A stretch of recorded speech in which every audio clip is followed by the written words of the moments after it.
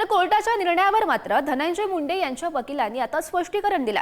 कोर्टाचा आदेश फक्त अंतरिम पोटगीचा असल्याचं त्यांनी म्हटलं। धनंजय मुंडे यांनी काही चुकीचं केलंय असं कोर्टाला आढळलं नाही, असंही आता धनंजय मुंडे यांचंही वकिलांचं स्पष्टीकरण। मुंडे साहेबांनी आपले संबंध कधी लपवले नव्हते। स्वतः त्यांनी मान्य केलेला होता की तिच्याबरोबर त्यांचं लिव्ह इन रिलेशनशिप होता पास्टमध्ये, म्हणून तिला निर्वाहासाठी इंटरिम मेंटेनन्स म्हणून प्रत्येक महिन्याला ₹1,00,000 किंवा ₹1,00,000 द्यायला पाहिजे अशी ऑर्डर आहे। ही 4 फेब्रुवारीला आहे। ह्या ऑर्डरमध्ये domestic violence, physical abuse, fighting वगैरे असं काहीही नाही आहे।